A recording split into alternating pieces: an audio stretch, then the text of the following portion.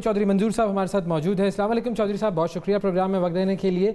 जो सवाल है बहुत सारे लोगों का वो ये कि कल जो मुलाकात हुई मौलाना फजलुर रहमान साहब की और मरियम नवाज़ साहिबा की, उस मुलाकात में पीपल्स पार्टी का कोई शख्स नज़र नहीं आया। लोग ढूंढते रहे क्यों शामिल नहीं थी पीपल्स पार्टी इस मुलाकात में।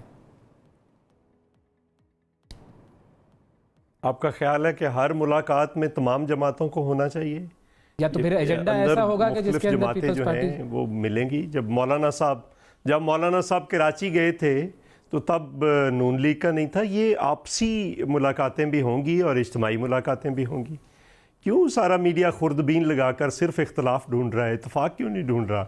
नहीं, इत्तेफाक तो हुआ है सर, इत्तेफाक तो जाहिर हुआ है जब एजेंडा सामने आया है। वो तो पूछने का सवाल इसलिए आ जाता है कि फिर वो आप लोगों के अपने लीडरान एतजाज एहसन साहब जैसे बड़े लीडर कह देते हैं कि भाई PMLN पे एतबार करना बनता नहीं है, तो इसलिए फिर कान खड़े हो जाते हैं।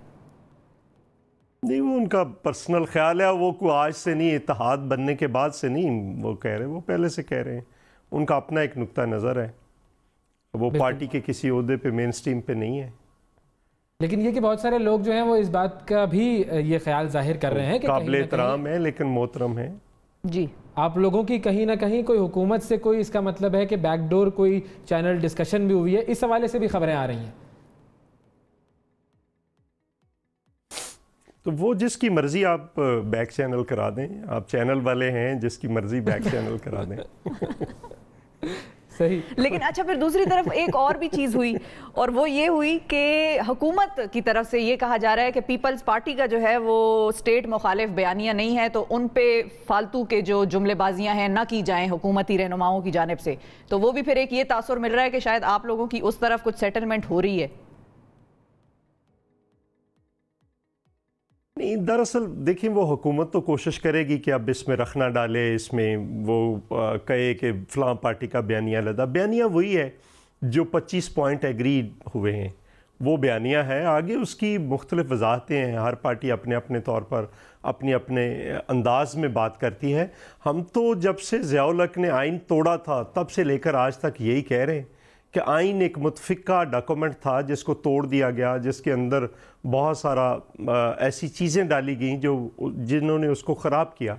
तो हम तो तब से कह रहे हैं कि तमाम इदारों को, पार्लियामेंट को अपनी हदूद में रहना चाहिए जो आइन ने उनके लिए मुकर्रर की है। अदलिया को अपनी डोमेन में रहना चाहिए, सिविल एंड मिलिट्री ब्यूरोक्रेसी को अपनी डोमेन में रहना चाहिए, मीडिया को अपनी डोमेन में रहना चाहिए, जो बाकी इदारे, इलेक्शन कमीशन है उसको अपनी डोमेन में रहना चाहिए। तो इसमें क्या गलत हम कह रहे हैं? हम जो कह रहे हैं वो ठीक कह रहे हैं। जब आप दूसरे की डोमेन में जाएंगे, जो काम आपके करने वाला है वो नहीं करेंगे, दूसरे का काम करेंगे तो खराबी पैदा होगी। तो अगर इस बयानिए को आप ये समझा जाए कि ये अब रियासत मुखालिफ है या अदलिया मुखालिफ है या फ़ौज मुखालिफ है, नहीं, बेसिकली तो हुकूमत अपना कोई काम नहीं कर रही, वो दूसरों से कहती है कि आप हमारा काम भी करें। तो इनसे ये कह रहे हैं आप आए थे, आपने कुछ वादे किए थे, दो राय नहीं हो सकती, नहीं हुए, अब आपके रहने का जवाब खत्म हो गया। सबको अपनी अपनी हुदूद में रहना चाहिए, हर आदमी आइन के मुताबिक काम करे, हर इदारा आइन के मुताबिक काम करे। ये वाला बयानिया बिल्कुल ठीक है, लेकिन वो जब बयानिया नवाज शरीफ साहब के ज़ुबान से सामने आता है तो वो बयानिया कुछ और हो जाता है। उसके ऊपर क्या आप लोगों को किसी किस्म का कोई एतराज़ नहीं है? और फजलुर रहमान साहब की ज़ुबान से जब उस बयानिया को इम्प्लीमेंट करने की बात आती है तो वो फिर किसी और तरफ ले जाते हैं। तो वो बयानिया जो है वो आप लोगों के लिए क्या काबिल कबूल है? अच्छा, ज़रा निशानदेही कर दें कि क्या गलत कहा है, क्या उन्होंने गलत कहा है, मैं उसका जवाब दे दूं। अगर उन्होंने कहा कि ज़हीरुल इस्लाम ने मुझसे इस्तीफ़ा मांगा था, तो ज़हीरुल इस्लाम साहब की तरफ से तो आज तक कोई तरदीद नहीं आई। तरदीद तो उनकी तरफ से आनी चाहिए ना। तो अगर जो बंदे ने ये बात की है, आज तक मैंने तो कहीं नहीं पढ़ी ना सुनी है। मतलब हो सकता है उन्होंने इस बात को खातिर में ही ना लाए और ज़हीरुल इस्लाम साहब के अगर गलत बात कही है, मियां नवाज शरीफ कहता रहे, अब वो क्या एक्सप्लेनेशन देते रहे? 10 लोग अगर उठ के उनके कहेंगे जी, उन्होंने थोड़ी कोई ऐसा कोई सियासी अपना करियर बनाना है। उन्होंने कहा नहीं, ये बड़ी इंपॉर्टेंट बात कही है। नहीं, 10 बंदों का इशू नहीं है, ये 10 बंदों का इशू नहीं है। उस वक्त दोनों, एक प्राइम मिनिस्टर थे, एक DGISI थे, तो दोनों बड़ी अहम पोजीशनों पे थे। और ये बहुत बड़ा अगर इल्ज़ाम है तो ये बहुत बड़ा इल्ज़ाम है जिसकी फौरी तौर पर तर्दीद होनी चाहिए थी। और अब जब देखा इमरान खान ने कि ये डिफेंसिव पे है, तो उन्होंने भी बयान दाग दिया। अब एक मिनट मंगलवाला साहब, एक मिनट। हम चूंकि तरदीद कोई नहीं आई तो वो उसको मानने के सिवा चारा क्या है? जब आप एक बात करें और मैं उसके जवाब में उसकी तरदीद ना करूं तो इसका मतलब मैं तस्दीक कर रहा हूं। एक बात। दूसरी बात यह है कि हम ये कह रहे हैं कि जब इमरान खान साहब ने देखा कि वो वीक है, डिफेंसिव पे हैं, वीक तो नहीं डिफेंसिव पे हैं, तो उन्होंने बयान दाग दिया कि अगर मुझे ISI चीफ कहता तो मैं उसको सैक कर देता, मैं आर्मी चीफ को सैक कर देता कारगिल पे। तो ये तो दरअसल उधर पैगाम दिया है ना कि अगर मुझे ऐसी कोई बात कही जाएगी तो मैं सैक कर दूंगा। तो ये फिर पॉलिटिकल पोजीशनिंग होती है जिसमें लोग देखते हैं कि कब क्या बात करनी है। ये बात मान ली है, यानी कि पीपल्स पार्टी ने ये बात मान ली है जो नवाज शरीफ साहब ने कहा वो बिल्कुल सही कहा। सारी दुनिया ने मान ली है, जब उसकी तरदीद नहीं आई तो सारी दुनिया ने मान ली है बात। ठीक है, तरदीद इंपॉर्टेंट। तरदीद आ जाएगी। मिसाल के तौर पर अगर तरदीद आ गई आज जो है वज़ीरुल इस्लाम साहब कहते हैं कि नहीं जी ऐसा नहीं हुआ, तो फिर आप किसकी बात मानेंगे? हम बिल्कुल मान लेंगे कि उन्होंने तरदीद की है। ठीक है, फिर मियां नवाज शरीफ साहब का वापस अच्छा मैं तरदीद में दोबारा लाती हूँ। ठीक है, अब ये जो बगावत के मुकदमे हुए हैं मिसाल के तौर पे, अब इसमें नून लीग तो कहती है कि PTI ने कराया है और जाहिर है हमें रोकना चाह रहे हैं और हमें जाहिर है सबको गिरफ्तार कर लेंगे बगावत के और ट्रीजन के मुकदमों में, तो फिर कौन रैलियां निकालेगा? तो ये चाह रहे हैं कि हमारी रैलियां कामयाब ना हो। दूसरी तरफ वजीर आजम भी शॉक्ड हैं। कल सदर साहब का इंटरव्यू था, उन्होंने कहा वजीर आजम को पता चला ही वॉज शॉक्ड, फिर मिनिस्टर्स को पता चला दे वर शॉक्ड, फिर सदर साहब ने कहा when I found out I was shocked. तो फिर ये तरदीद ही हो गई। तो इस तरदीद को आप लोग मान लेते हैं कि भाई ये मुकदमे तहरीक इंसाफ ने नहीं कराए नून लीग पर?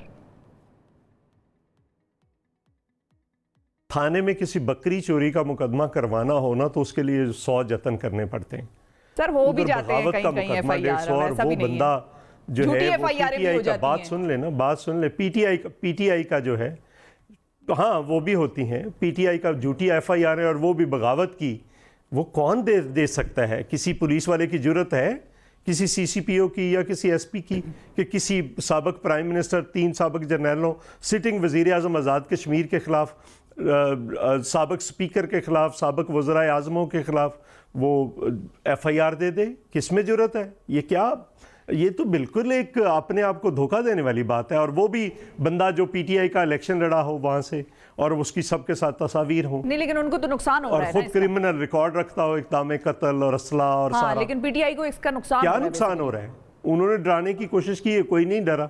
नहीं, सारा मीडिया उनके पीछे डराने की कोशिश की है, कोई नहीं डरा। आप कैसे कह सकते हैं? ये तो PTI को कहना चाहिए ना कि हमें नुकसान हो रहा है। और ये खैर से ऐसे वज़ीर आज़म है, इनको हर चीज़ का नहीं पता।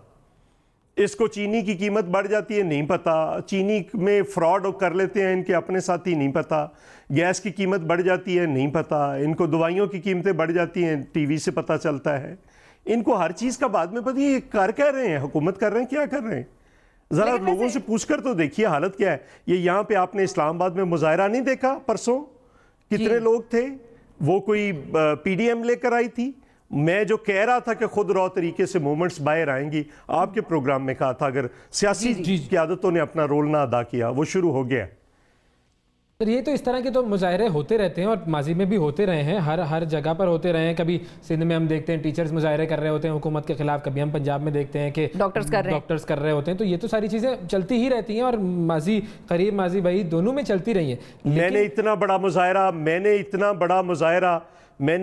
बड़ा मुजाहरा 2007 के बाद नहीं देखा, मुकला मूवमेंट के बाद मैंने नहीं देखा। ठीक है, सही है। तो ये बात तो ठीक है, चले कि बहुत सारी चीज़ों का पता नहीं चलता, लेकिन लॉजिकल बात तो यही है ना कि प्राइम मिनिस्टर को हर जो FIR कट रही होती है उसका नहीं पता होता है, बाद में ही पता चलेगा और फिर उसका रेमेडियल मेजर कोई हो सकता है। करेंगे क्या आप खुद को वो लोग इससे बचाने के लिए? ये FIR बगैर पूछे, ये FIR किसी CM के लेवल या गवर्नर के पूछे बगैर हो नहीं सकती। और CM जो है वो प्राइम मिनिस्टर से पूछे बगैर तो वॉशरूम नहीं जाते। लेकिन गवर्नर साहब ने तरदीद कर दी है कल। चलो गवर्नर साहब की तरदीद मान लेते हैं, ठीक है, सही है। ये है अच्छा, ये तो मान लेते हैं, गवर्नर साहब की बात मान लेते हैं। ये पॉजिटिविटी है कि भाई तरदीद अगर आ जाए तो उसको मान लिया जाएगा। बहुत शुक्रिया अदा करेंगे, चौधरी मंजूर साहब हमारे साथ मौजूद थे।